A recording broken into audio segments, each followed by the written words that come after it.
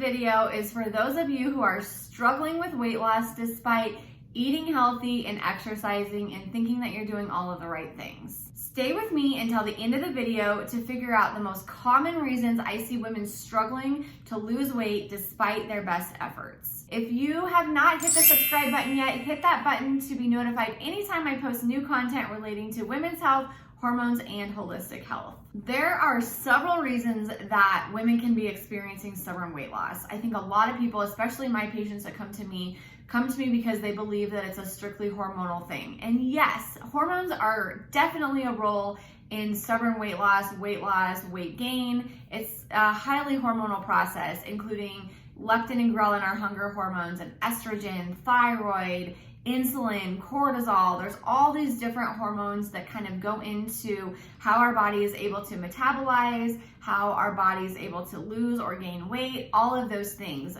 But I want to remind you, and this might be a little tough love for some of you, even if we are working on healing some of those hormonal issues, we have to still be able to do the work. Even if we find out that there are insulin resistance issues or estrogen issues or your stress is really high, that doesn't mean that we can just take herbs and vitamins and heal that and make you lose weight suddenly. We still have to be in a caloric deficit. We still have to eat our protein. We still have to exercise appropriately. If you've been doing the same sort of exercise for years or decades on end, it might be time to switch that up a little bit.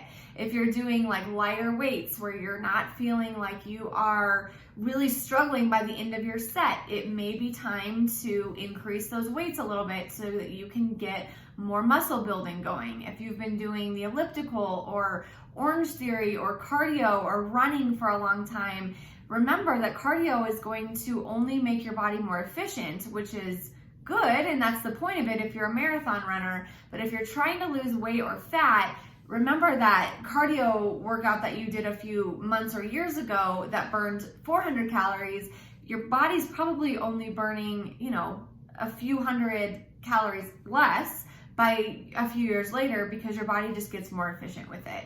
So in this video, I'm going to talk about, like I said, the most common reasons. And like I said, I don't want you to think that hormones are totally off the table because they can be huge implicators in weight loss, all of those different things, and we do need to heal them for sure. That's my job, that's what I'm here for, but I also just want to remind you guys that you do still have to do the other work too, and a lot of women just aren't in a caloric deficit quite enough to actually see that weight loss. In fact, I did a video all about my own weight loss struggles after being in the weight loss industry for 17 years. And I know that there are a lot of other coaches and professionals in my same boat who know the education, but weight loss is hard. Sometimes it's hard to kind of do that. And go watch that video. I share all about exactly why I was having trouble losing weight after my second baby. I also did a video all about the 4 pillars that are necessary to lose weight. So go check out that video as well. I'm gonna go through some of them here, but that video talks about exactly the formula for weight loss and what we need to focus on. It's simple stuff, you guys. It's stuff that you know, but sometimes we just need to hear it over and over and over again to really let it sink in. I want to know in the comments below, tell me about your dieting history. Have you dieted a lot? Have you not dieted a lot? Are you struggling with weight loss? Do you find like it's a pretty easy thing for you? Let us know in the comments. I think there's a lot of women who always like to have this conversation, and I'm here for it too. There are a couple reasons that I find women are struggling with weight loss despite eating healthy and exercising. So first, we know that for weight loss, we have to be in a caloric deficit. You have to be burning more energy than you're consuming for weight loss. That means you have to be eating less calories than your body actually wants.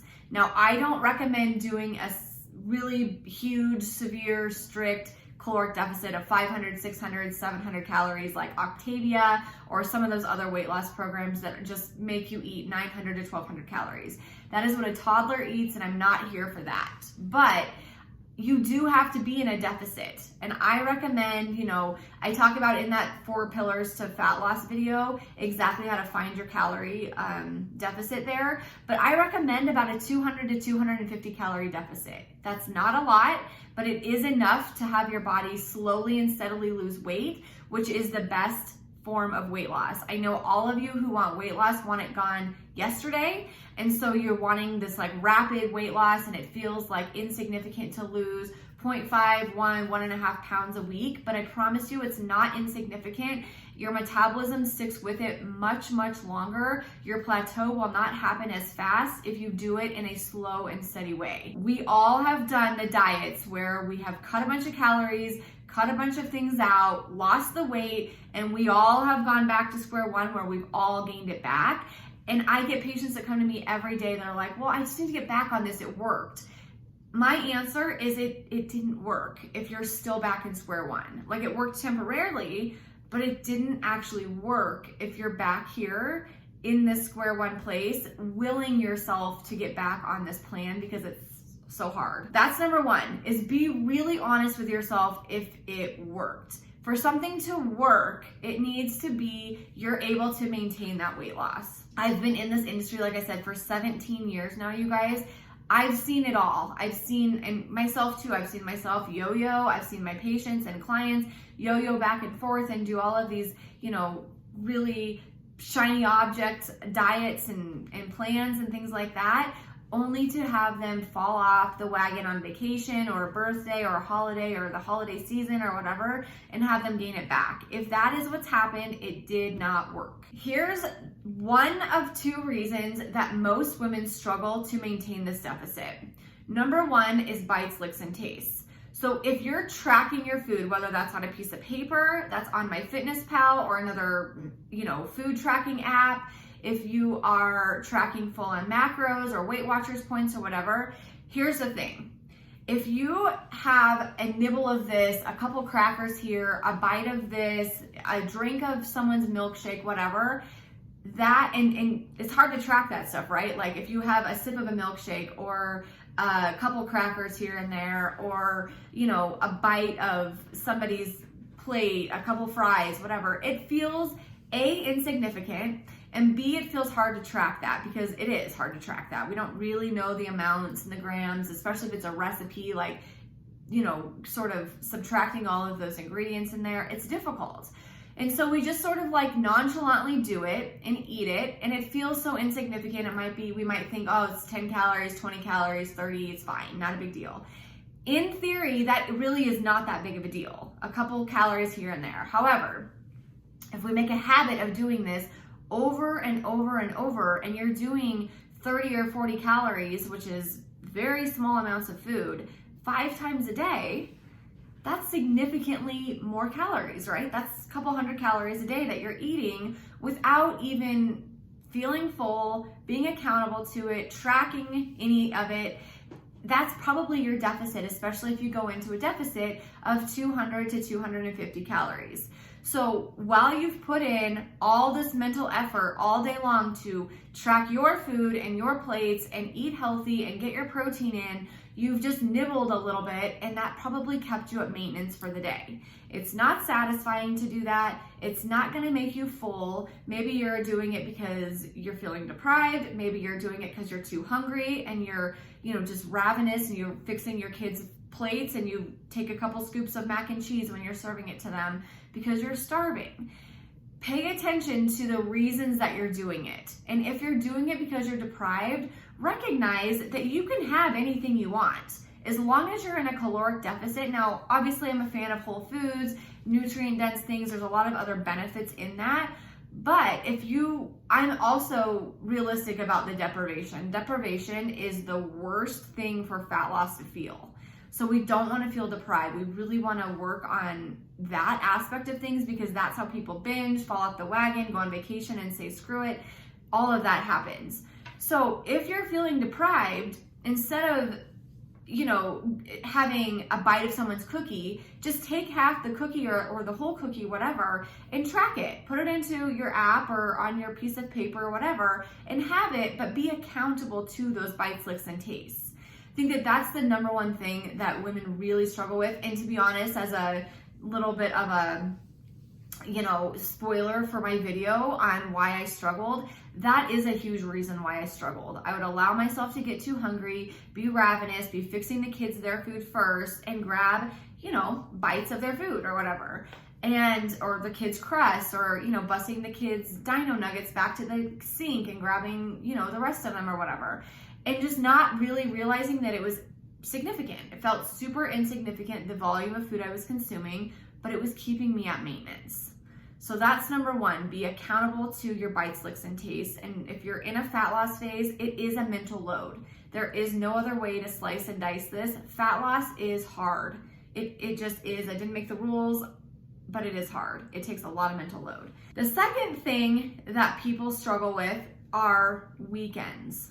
So I'm gonna quantify this for you. In my opinion, to be in a good fat loss phase where you're seeing results, most women need to be doing it about 85 to 90% of the time.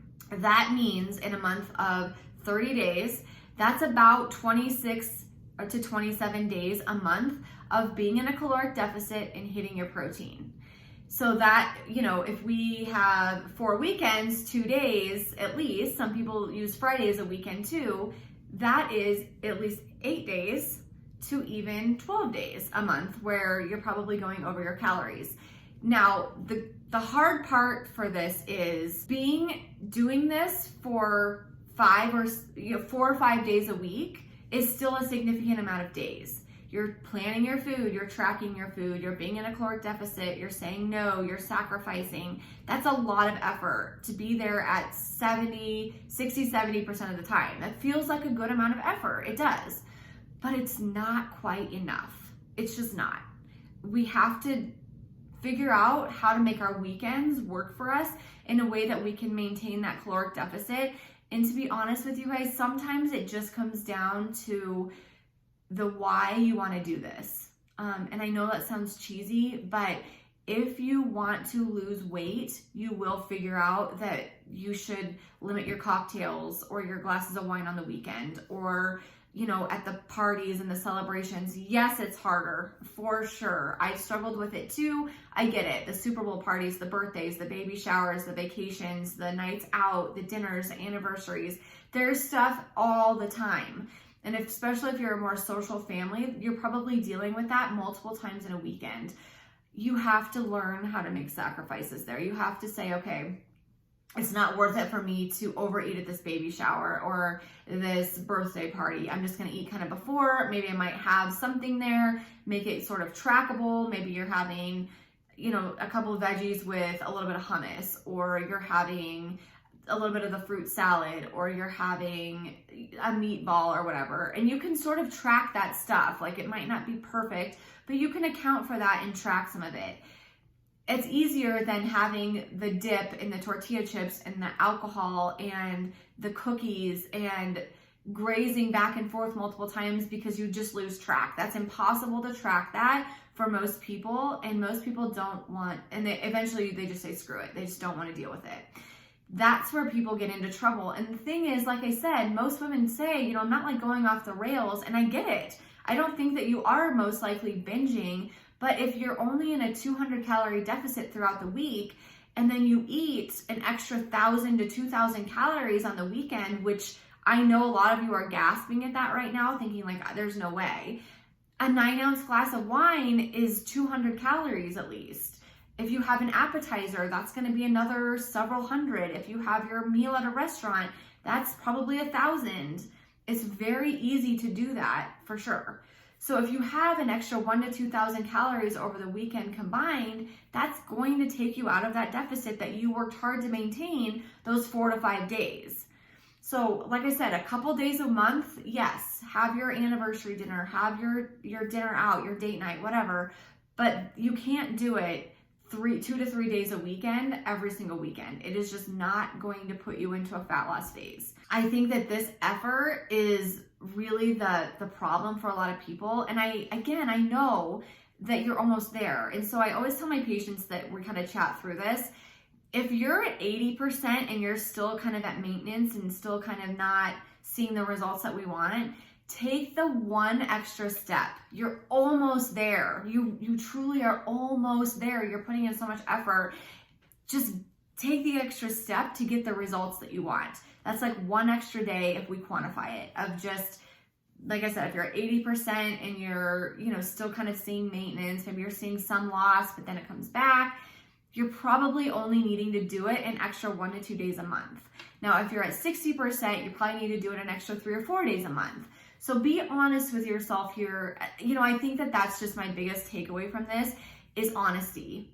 I was not very honest with myself, thinking that those bites, licks, and tastes and, going out on the weekends and things like that were a big deal. I thought I was eating fairly healthy stuff on the weekends and stuff, but we know at a restaurant, even if you get a chicken breast and steamed vegetables, like they're putting a lot of butter on that. And so even if you're trying to be good, you're probably just eating more calories than you would if it was at your house. So again, you absolutely can go out. You absolutely can drink alcohol a little bit if that's what you want to do. You just have to be accountable to yourself for it.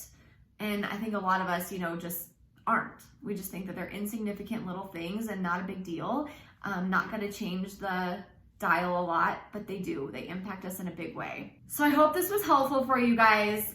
I know that it's frustrating. I know that it's hard, but please, if this is where you're at and you're really struggling, you're frustrated, you're sick of doing this, just look at it. Be honest. How many days a week do you really think that you're in a caloric deficit? How many times a day are you grabbing little bits of food that maybe you're just thinking are not a big deal and you're not counting that? That's the difference for you. It's not, for most of us, it's not a huge difference, especially if you feel like you're already kind of doing it. It's just these little things that we just need to be a little bit more diligent about. I hope this was helpful. I know it was a little bit of tough love, but I think that you guys are almost there, most of you, even if you're struggling here. So like I said, just go the extra step. If you guys need more tips and tricks, go to alliedamron.com/habits for a free download all about 6 evidence-based habits to have healthier hormones. These are things that you can do on a daily basis that are big dial movers in healing that hormone stuff that we talked about in the beginning of this video, so that you're not fighting an uphill battle. Obviously, if you're dealing with, insulin resistance and thyroid issues and things like that, that is going to be harder for you, and we definitely want to get to the root cause of that, but that still does not take away that you still have to do this other work that we talked about too. If you have friends and family that need to hear this message, feel free to share this video with them as well. I would love to have as many people as we can subscribe to this channel so that we can grow it and get this education out to as many people as possible. I will see you guys all in the next one.